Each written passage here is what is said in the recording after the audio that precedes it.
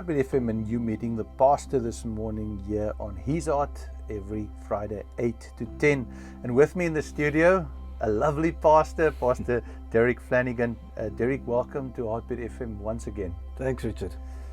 And then before the break, we were just talking about your history. We spoke about your conversion. So now we're going into part 2 of this conversation where we talk about your call to ministry. How were you called to ministry? Okay, so I'd like to give a little bit of background before I get into the actual sense of calling. But in 1982, I lost a good friend. It was my best friend through school, even out of school, and lost him in a car accident. And it was quite a devastating time at that time. But at the same time, as God would have the plan for my life, my father committed his life to the Lord, and which was quite an amazing thing for me. And I remember sitting in my room and praying and saying, God, I need friends.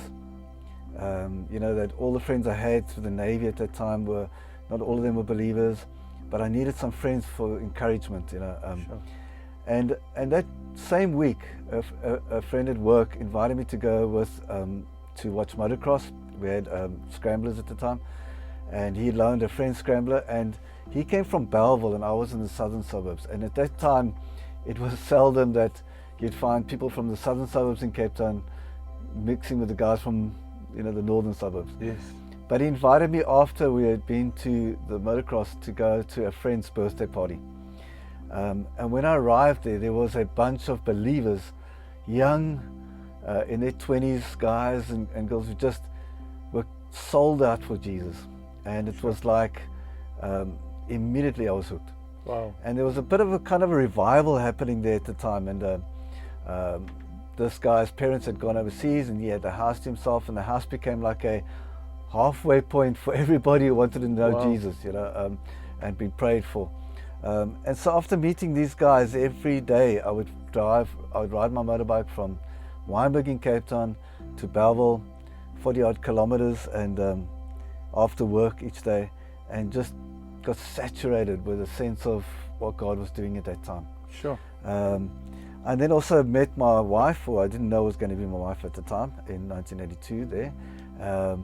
And we just became part of running a youth group. A very, very exciting time. And in that time, during that time of almost revival, I remember writing out Romans 10 verse 9 to 15 and sticking on my wardrobe door. So every morning when I got up and got into my uniform for work, I would read this, and if I may read it, yes, it says, if you declare with your mouth Jesus is Lord and believe in your heart that he raised him from the dead, you'll be saved. For it is with your heart that you believe and are justified, and with your mouth that you profess your faith and are saved. As the scripture says, anyone who believes in him will never be put to shame. For there is no difference between Jew and Gentile. The same Lord is Lord of all, and richly blesses all who call him. For everyone who calls upon the name of the Lord will be saved. Now this next section was what really grabbed my heart. It says, and how then can they call on the one they have not believed in? Sure. And how can they believe in the one who they have not heard? Now this part underlined. And how can they hear without someone preaching to them? Sure. And how can anyone preach unless they are sent? As it is written, how beautiful are the feet of those who bring good news. And I think at that time, really had a heart for evangelism. Anyone I'd meet, I'd be, asking, do they know Jesus? I'd be praying for guys running towards the train to catch a train, quick prayer with him, that kind of thing. And I felt like this particular verse was speaking to my heart, a heart of missions. And so even later when my wife and myself got married, we both had a heart for missions, and that molded a lot of our ministry in the future. So that's just a bit of background. I went then. In our second year of marriage, we went to Walvis Bay with the Navy. It was my last year in the Navy. And we were there for 6 months, and we got a letter from our church in Cape Town. And it said, consider this a Macedonian call. We would like you to come and become full-time youth pastors for the church. And we felt, yes, God was in this. Sure. And so a whole lot of amazing things happened after that. one of the things that happened was my commanding officer called me because I'd resigned. My wife was pregnant with our first child, which was born in December of that year. My commanding officer called me and he said, what are you going to do? I said, well, I'm going to go into full-time ministry. I put that in inverted commas, you know. Yes. And he said, well, are you going to have a house? Because we had something like a 90% housing subsidy in the Navy. I said, no, I'm not sure. He said, what salary are you going to get? And I said, I don't know. You know, and he said, and will you have medical? I said, probably not. And he was confounded. He says, you know, how can you be going to something when you don't know the answer to those questions? Yes. And I said, well, you know, that's the call of God on our life, and we need to be obedient.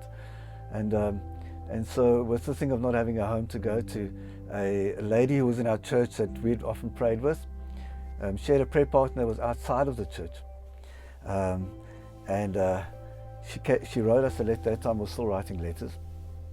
She wrote us a letter to say this prayer partner, who did not know that we were going to come down to Cape Town for the ministry, said to her that she had a dream of a young couple with a little baby, a newborn baby, coming to Cape Town, and they needed a place to stay, and she wanted to offer a flat for the first 3 months, free of charge. She wasn't going to be there in the country at the time, and it was amazing. You know, this friend of ours wrote to us and said, how more clear can it be? And so it was an amazing time. Wow. And so we felt a sense of calling. It was, you know, there were some prophetic words over my wife and myself, even while we were still dating, in different meetings and stuff, which, you know, when there's a prophetic word, you don't try and live out that prophetic word. It confirms either what you already know or what will come in the future. And you'll know, God says, you know, remember this word? It confirms what you know. And I think for us that was confirmation, and for the leaders in the church.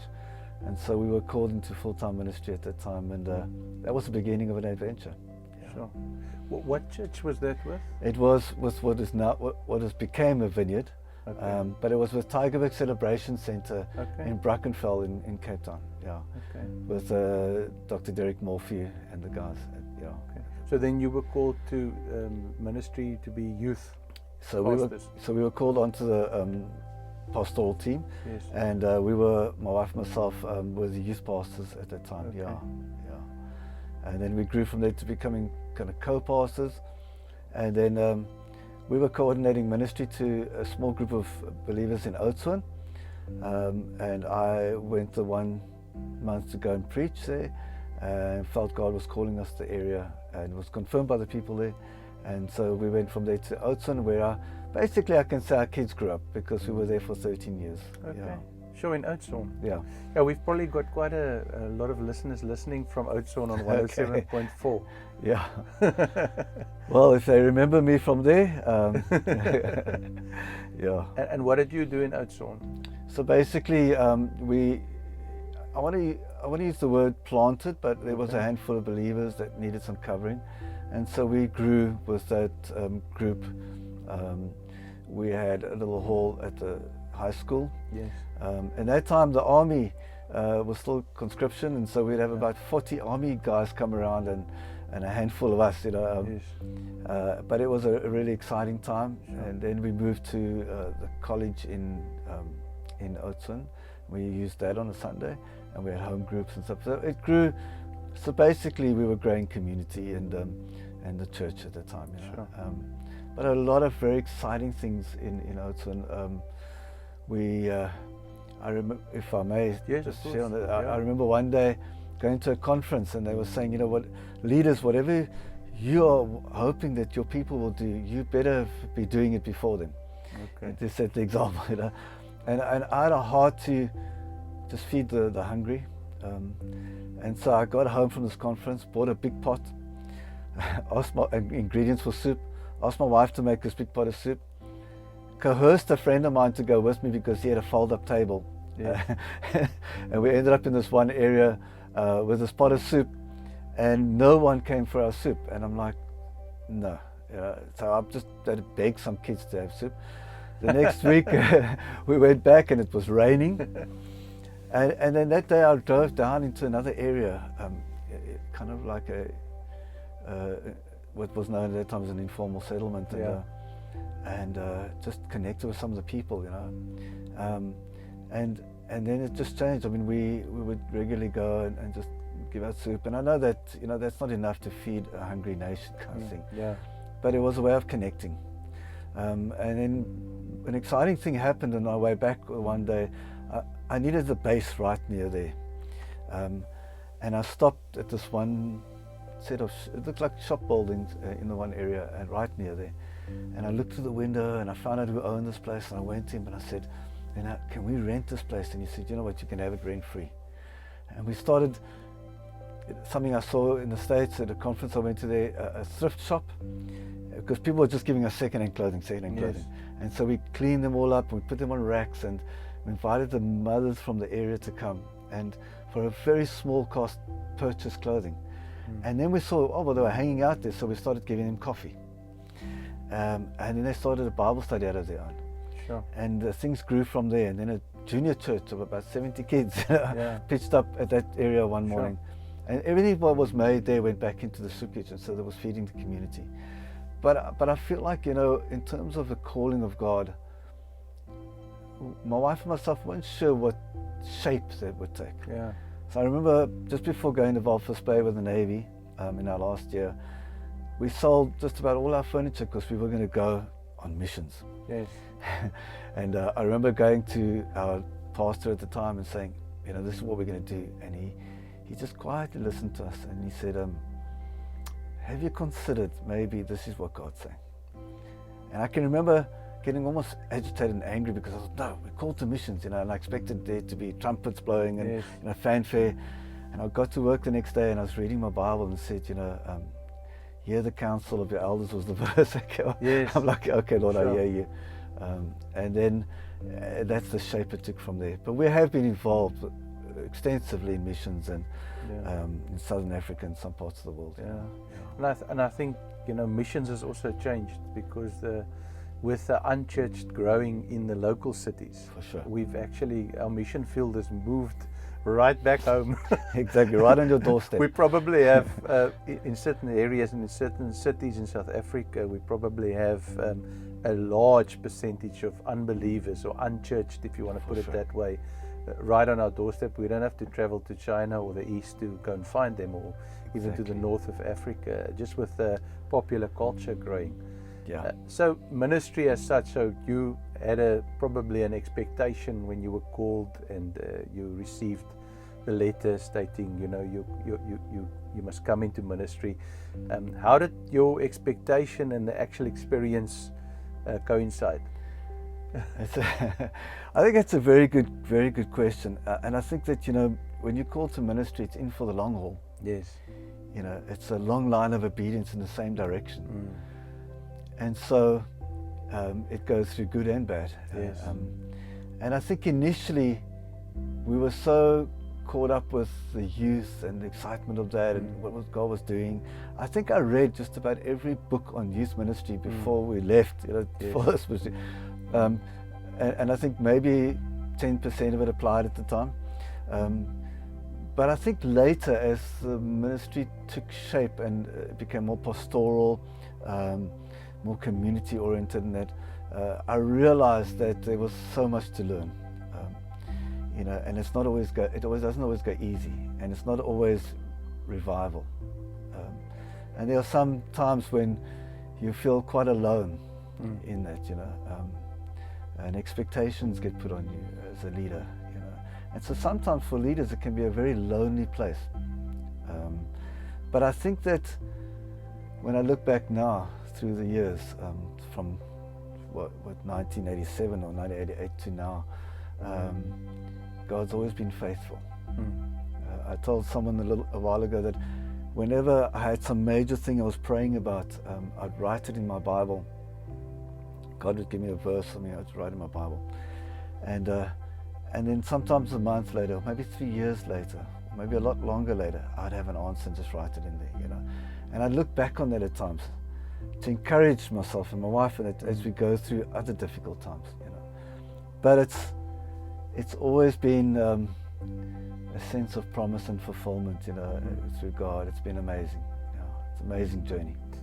Yeah, we hear pretty much the same aspect when we talk to pastors. We hear the same things, similarities, and you can see this relationship of trust that God builds with His children, and where even in the difficulties and in the hardships, and sometimes even in what we view as failure, there's still great success in terms of spiritual growth and development in our lives.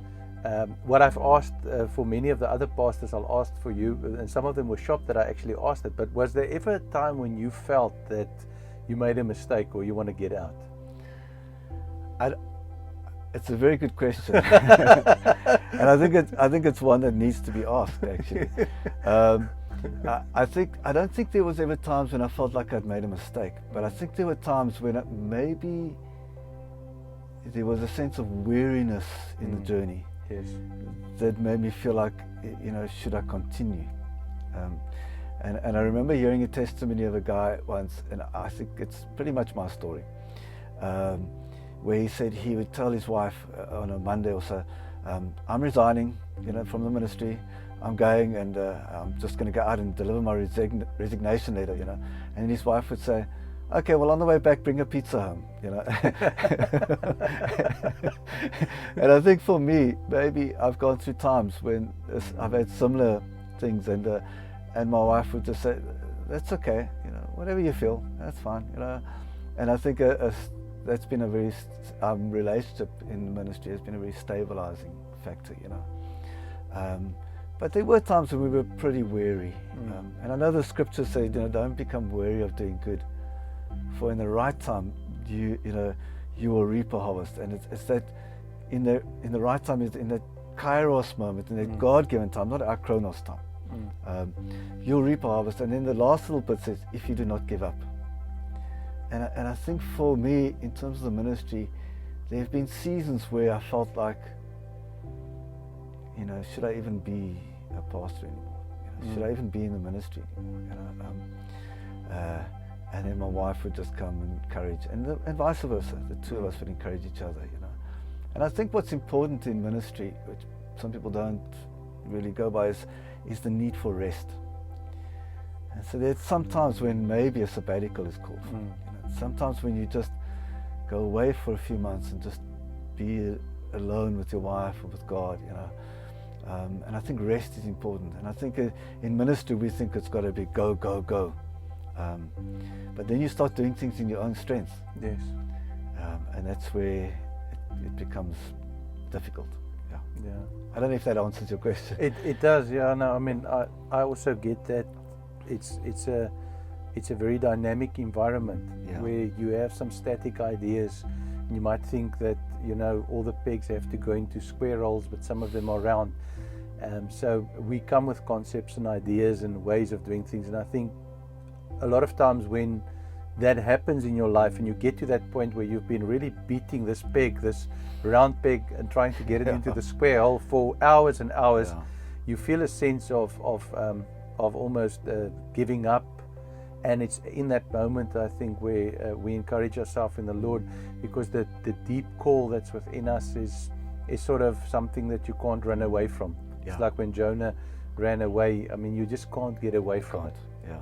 What I like also, what Pastor Paul said from Life Connect, was that we are actually all in ministry. Yeah. So exactly. I know some of us are called to pulpit, some of us are called to other aspects of ministry, but we're all in ministry. So the journey that you're describing and we're discussing is actually, any listener, any watcher can actually identify with this, because this is our walk with Christ. Exactly. The same challenges that anybody has, the minister also has. So a title or some acknowledgement of a gift does not say that you're not going to have those hassles. So you have those seasons where you get discouraged, where you get despondent, and sometimes you're obviously not going to preach that from the pulpit. Sometimes after the time you might use it as a testimony, but you're not going to necessarily preach it. But there are those seasons. I mean, But I think people do need to sometimes know that their leaders are human beings. Yeah. You know, and so, you know, there might be times when and I've seen it, and I've experienced it in my own life, from the pulpit you need to be honest and just say, you know what guys, I'm weary, I'm tired at the moment, you know. And I think people are afraid to do that if you're in a kind of performance mode. Yes. But if you have a relationship with your people, you know, if you have a relationship with the community, I think it does something to see that your leader, your pastor, is human. Yeah. I can remember a pastor friend of ours who was a mentor to us through the years and continues to be so. One day sitting on the edge of the stage in Cape Town and crying over a situation. And that stuck with me even to this day, you know. And I realized that what's more important is our heart, and people seeing our heart than some kind of facade, you know. Yeah. But I do hear what you're saying. Yeah. I just feel like sometimes we're so wanting to keep it together as leaders that no one ever sees the times when we don't have it together. Yeah. Well, this program is about getting to the real facts of the matter, and I think, like you say, with titles and certain accreditation and acknowledgement, people feel that they need to project a certain level of stability and consistency, and almost like a superhuman image. That also takes its toll, because it then can become actually hypocrisy, where you're living one thing behind the pulpit and another thing at home. Exactly. where you literally almost consistently have to grow. And like what you say is very true. I mean, to be transparent, to be real, to let people know, you know, even when you're going through those hardships, because a lot of people will pick up in the spirit, but others won't. And if you communicate that, you would find that a lot of people might pray for you. And even at some stage, Moses needed both his hands to be lifted. Sure. And I think all pastors need that. And also listeners listening, they've got pastors. So they're watching, they're listening, they say, I wonder if my pastor's going through this. I wonder if my pastor's felt discouraged, if my pastor's felt like he can't carry on, or if maybe 5 crises in 1 week was just too much to bear. And also, as we get to the end of the program and we start giving advice, a lot of these advice tidbits are actually right here now, because people aspiring to ministry, they must be aware of this. Sure. There's because if there's a false idea of an occupation, I sat with a few doctors the other day, and I know these guys. We do their IT infrastructure, and they're very successful in the medical profession. I sat with them, and I was like just wondering. I wanted to ask them a question. We were actually supposed to talk about IT. These guys studied, for some of them probably for 9 years, others maybe for 7 or 8 years. And I see them running from 6 in the mornings till 6 at nights. Whenever we at their practice, and they're so busy, they're running from patient to patient and all of that. And then I asked them a question. I said, listen guys, if you knew what this occupation was going to be like, would you still have been doctors? I don't want to say what they answered, but if you knew what that was going to be like, would you still have said that yes, if the Lord had shown you exactly what it was? So you also you almost go into the ministry, you're bushy-tailed and bright-eyed, with, like you said, devouring these youth books, going to change the youth ministry, and then 20 years down the line or 30 years down the line, you find yourself in a total different ministry, not even maybe involved in that, but that was part of the process, part of the growth, of development, and how God grows you. I think it's important to hear these things, because I think a lot of leaders, I'm not saying they don't have the courage to do it, but they, like I say, they feel that if they do share that they sometimes are down or whatever, that the people might have a wrong perception of them, that they're not these great leaders, you know. So maybe that will help somebody today. Or people might leave. I mean, they might think, say, listen, I'm not going to follow this guy, he's weak. Because sometimes we see meekness as weakness, where it's not. Exactly. I mean, it's not. And I would rather be real than be fake. We need to be authentic, and I think I think the religion, in a sense, religiosity, Yes. where there's an outward appearance with no inward reality, Yeah. can rob us of that inward reality, the relationship we have with Jesus and with those around us. Sure. So we have to be cautious of that as Yeah. well. Well, you're listening to Heartbeat FM on 103.9, 107.4. This is His Art with Meet the Pastor and Pastor Derek Flanagan. And he's not the Chips Flanagans. He's a pastor. Although I like them. I love them. They're the best, man. Yeah. So we'll be back right after this.